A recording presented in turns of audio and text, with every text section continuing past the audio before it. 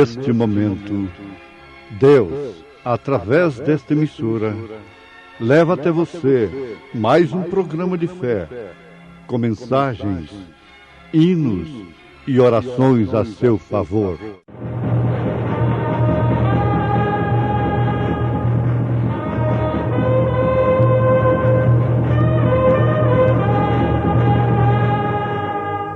Fé para vencer. Somente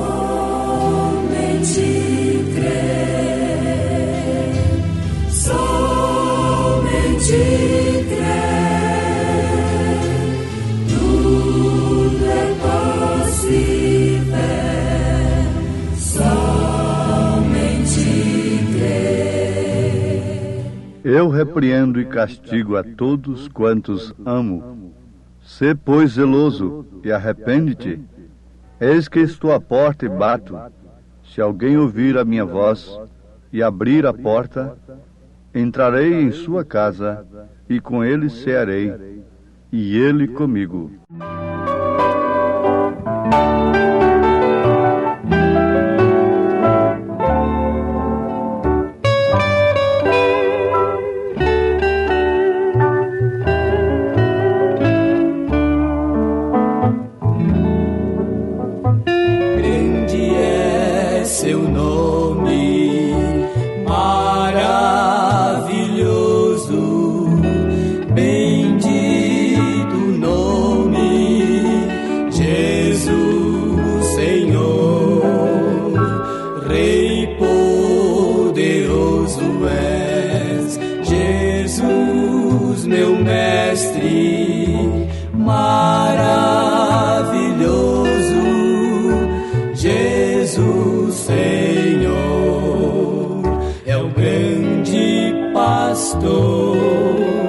A rocha dos séculos, onipotente és, reverenciai-o, amai seu nome, maravilhoso, Jesus Senhor.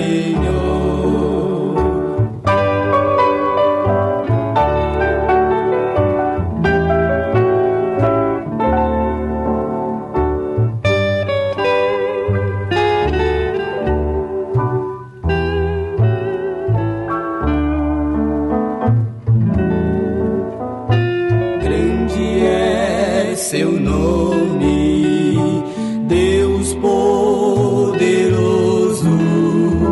de amor infindo, Jesus Senhor, meu Pai celeste, Jesus meu mestre, maravilhoso, Jesus Senhor.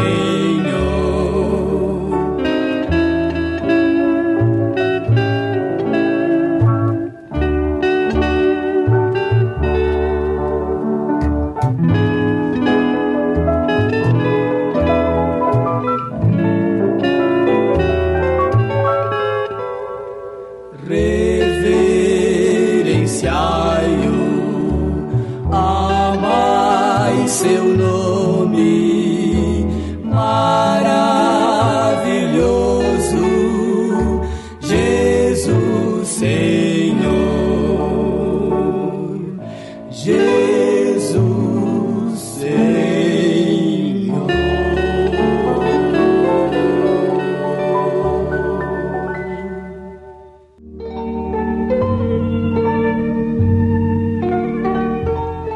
Porque a profecia nunca foi produzida por vontade de homem algum, mas os homens santos de Deus falaram inspirados pelo Espírito Santo. 2 Pedro, capítulo 1, versículo 21. Ouvintes, nós temos dois tipos de profecia. Como estas que encontramos nas Escrituras, dos dons carismáticos, e hoje só deve ser recebida pela igreja quando se refere a coisas que não estão escritas na Bíblia. Se você vai numa reunião de oração e ali levanta um profeta ou uma profetisa e começa a profetizar: eis que estou contigo, estou convosco, e repetindo coisas que estão escritas na Bíblia, isto é falso. Não tenha medo de dizer: isto é falso. Se vem uma profecia lhe dizendo que você deve ser batizado em nome do Senhor Jesus Cristo, ou que o batismo é em nome do Pai, do Filho e do Espírito Santo, tudo isto é falso. Essa profecia é falsa. Se vem uma profecia dizendo que eu sou um homem bom, sou um salvo, sou um verdadeiro pregador, eu digo: essa profecia é falsa. Se vem uma profecia dizendo que eu sou falso, eu direi a mesma coisa: ela é falsa. Eu já julguei profecia assim. Alguém dizendo que eu não sou eleito, que eu não sou um salvo, que eu sou perdido. E o outro ouviu uma voz dizendo que eu sou salvo, que eu sou um eleito, tudo mais. Eu disse: todos dois são falsos. Eu não preciso de profecia para dizer que eu sou filho de Deus. De maneira alguma. Agora, a profecia dos dons da igreja, nos quais nós cremos dentro da ordem da igreja, que diz, por exemplo: amanhã tal ponte vai cair e vai matar tantos homens, tantas pessoas. Então, isso não está escrito na Bíblia. E como eu vou saber se aquela profecia é verdadeira? É se aquilo acontecer. Amanhã vai chover em tal lugar, assim, assim. E não chove, então aquilo é falso. Envia-me fulano de tal, para tal lugar, assim, assim. Isso não está escrito na Bíblia. Desta maneira, os dons edificam a igreja, quando ordenados de acordo com a ordem da igreja. Agora, a profecia na qual Laodiceia não crê nesta era, não aceita, não recebe, como Herodias não podia receber a profecia de João, como Jezabel não podia amar a profecia de Elias, a igreja laodiceiana não ama o profeta, a profecia de Deus, porque a profecia vem através do profeta. Na verdade, essa profecia é escriturística. Então, um profeta viria simplesmente lembrando o povo, não sob dons, mas pela palavra pregada, falada, e revelando as Escrituras,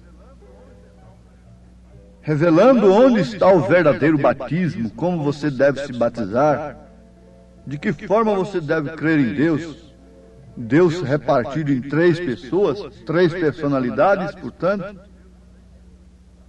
ou num Deus único, com 3 manifestações, Pai, Filho e Espírito Santo, revelando o Apocalipse, mostrando o lugar da mulher nas Escrituras, junto a Deus, portanto, mostrando o lugar do homem.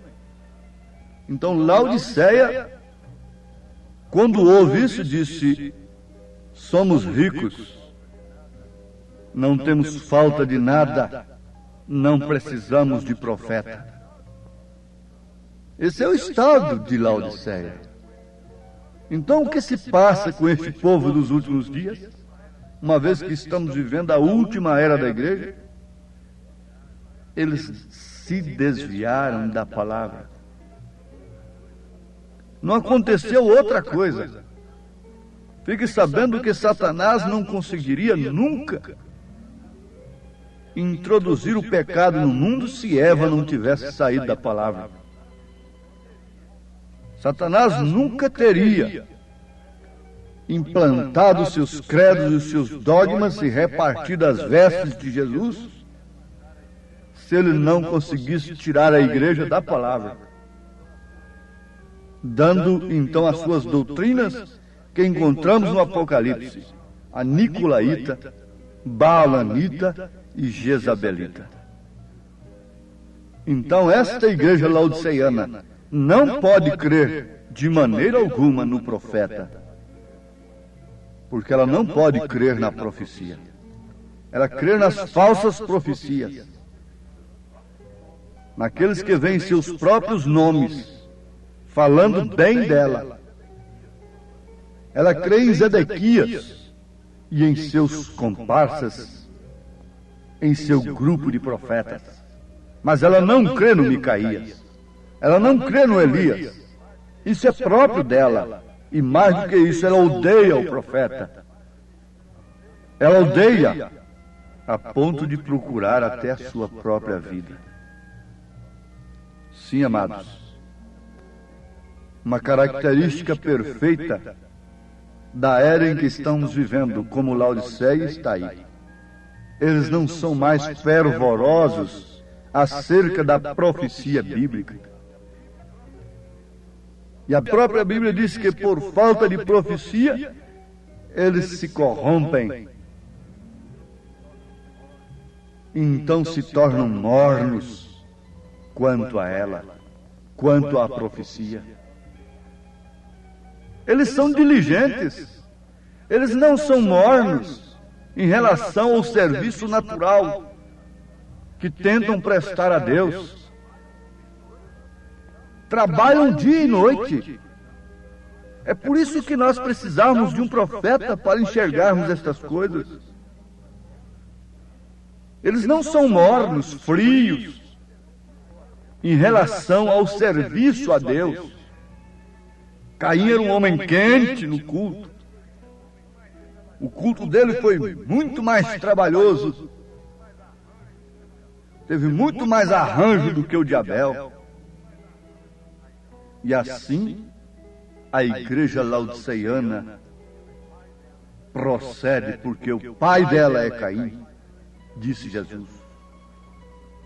Então eles são mornos quanto à profecia verdadeira de Deus.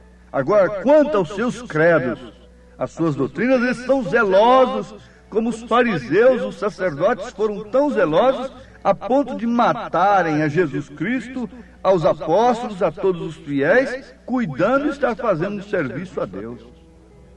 Eles trabalham dia e noite, eles escrevem, eles estudam, eles oram, eles calejam os joelhos, eles levam noites e noites fazendo um tratado contra o profeta, contra a profecia de Deus. Então eles são mornos em relação à palavra, à profecia original. Mas quanto aos seus credos, eles não são mornos, eles são diligentes. Bom, amados, por que o povo se perde em meio a tanta confusão?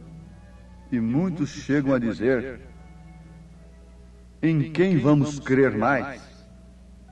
Se cada uma dos milhares diz que está com a verdade. Dizem, todas as religiões são boas. Não há mais do que duas religiões. Você assustou? Sim, não há mais do que duas. Uma verdadeira e outra falsa. Se esta falsa está subdividida em títulos e mais títulos e tudo isso, uma mais velha, outro mais novo, outro renovado, outro daqui e dali, isso não importa. Mas só existem duas, uma falsa e uma verdadeira, duas linhas. A Bíblia é clara nisso. E por que as pessoas ficam confundidas?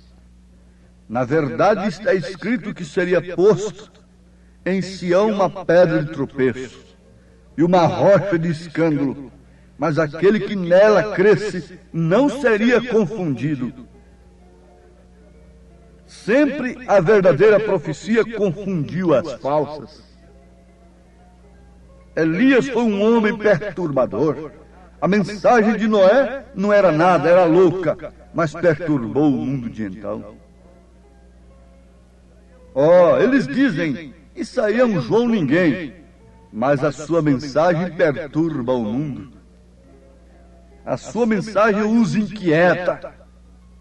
A sua mensagem, por fim, levará grandes pessoas que um dia pensaram que não tinham tempo e não deveriam dar tempo para se ocuparem com tão pequena coisa. Isso para mostrar o desprezo, a se ocuparem com diligência contra elas. Sim, amados, muitas pessoas pouco se importam em ler o Velho Testamento e por isso desconhecem o cumprimento das profecias no Novo Testamento. Desconhecem as promessas e especialmente desconhecem a principal coisa que está acontecendo neste dia, nesta hora presente. Vocês sabem que os teólogos tinham a Bíblia na cabeça, as Escrituras nas mãos e as conheciam de cor. E eles estavam justamente no lugar certo em que deveria nascer o Messias, em Belém. E quando Herodes inquiriu deles, eles sabiam perfeitamente, com sabedoria intelectual, literária e intelectual, que o Messias deveria nascer em Belém. Mas somente 3 pastores revelados tiveram uma estrela que os guiou onde estava o Messias. Eles tinham conhecimento literário e intelectual, religioso da coisa, que era lá mesmo em Belém. Mas quando a coisa aconteceu, a Virgem concebeu e deu à luz um filho, eles não sabiam de maneira alguma onde estava aquele filho. E aquele filho cresceu, segundo as profecias do Velho Testamento. E eles, por fim, deixaram ali suas Bíblias em cima de suas mesas e foram arrancar cabelos das barbas desse filho. Foram cuspir naquele templo. Quando se um homem cuspisse dentro do templo onde eles adoravam, ele seria apedrejado. Mas, no entanto, eles cuspiram no templo. Eles feriram o templo, direta ou indiretamente. Eles deram punhadas em Jesus, através das armas que eles estavam usando, do sistema político do dia. Eles levaram Jesus Cristo à cruz. Veja, foi através dos romanos, que os romanos estavam sobre eles, a igreja estava sem sal, o sal tinha ficado insípido, e ela estava sob um domínio político, e então ela não podia fazer outra coisa senão casar a coisa, misturar a coisa. E como eles poderiam levar, sendo eles os intérpretes das Escrituras, levar o cumprimento máximo das Escrituras naquele dia para ser julgado por um homem pagão que não entendia nada de Deus. É o que eles fazem hoje. Pegam um homem chamado, vocacionado por Deus, simplesmente por não ter passado pelas suas escolas de pensamento, e os levam para os bastidores de homens que estão ordenados mesmo por Deus, mas para outro fim muito diferente. Não para julgarem a religião, não para julgarem coisas espirituais. Paulo os repreendeu por causa disto, repreendeu os coríntios, em 1 Coríntios capítulo 6. Não podeis vós mesmos julgar estas coisas, porque vocês vão levar estas coisas para ímpios.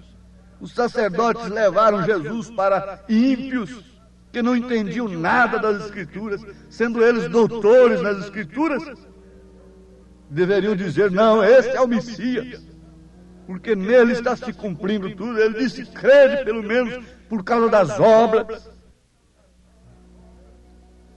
Mas vejam, o conhecimento deles causou-lhes a queda. Causou-lhes a queda terrível. Causou-lhes cegueira. Jesus chegou a dizer 1000 vezes preferível, em força de expressão, que eles fossem cegos, que eles não tivessem as Escrituras, que eles não conhecessem as Escrituras, que eles não fossem sacerdotes, que eles fossem ladrões, que eles fossem meretrizes como Maria Madalena, como ladrão crucificado do lado direito. Sim, amados, se nós formos esperar por esta fonte que deveria indicar um profeta nesta era para o povo pereceria, sem dúvida. Então Deus tem que passar por todos eles e chamar leigos, homens descompromissados, com suas mentes descompatibilizadas, chamar doidos do deserto. Foi um doido do deserto, comedor de gafanhotos com mel, barata com mel, exalava mau cheiro, sem colarinho duro, sem coisa alguma, sem treinar gestos numa plataforma. Levou o seu dedo grosso, sem anel, para um outro, que para eles, para os entendidos, era um bastardo, porque a Virgem concebeu. Que mistério é esse? E esse louco do deserto, João Batista, com aquele dedo grosso, disse: eis o Cordeiro de Deus que tira o pecado do mundo. Quem deveria apontá-lo como Cordeiro de Deus era Caifás, era o sumo sacerdote, e não um louco lá do deserto. Mas a palavra diz, a Bíblia diz que, sendo Anás, Caifás, sumos sacerdotes, a palavra do Senhor veio a João lá no deserto. A palavra do Senhor não veio a eles, embora eles, tendo em suas mãos, tendo em suas mentes, tendo em seus intelectos, é a mesma coisa agora. Não mudou, não. Salva-te por ti mesmo. Aqui está a mensagem de Jesus Cristo para esta era. Eu repreendo e castigo a todos quantos amo. Sê, pois, zeloso, arrepende-te. Eis que estou à porta e bato. Se alguém ouvir a minha voz e abrir a porta, entrarei em sua casa e com ele cearei e ele comigo.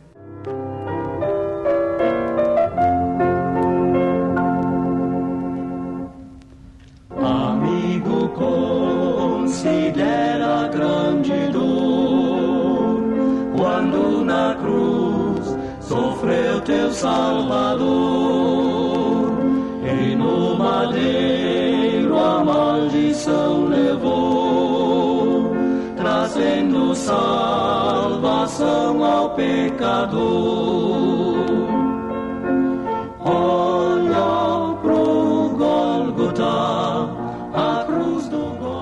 Eis o Cordeiro de Deus que tira o pecado do mundo. Por nós morreu. Olha pro Gólgota.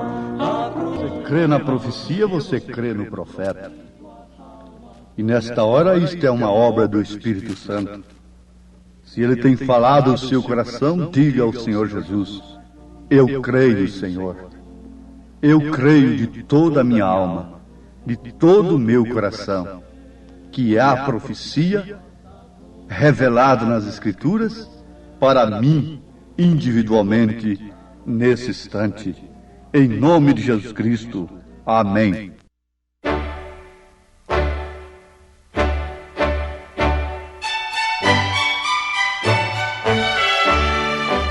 Ouvintes, escreva-nos pela caixa postal de número 15.020, 15020, CEP 74.501-970, Goiânia, Goiás. O nosso endereço na internet é www.radiocultura.com.br. a palavra original.org.br.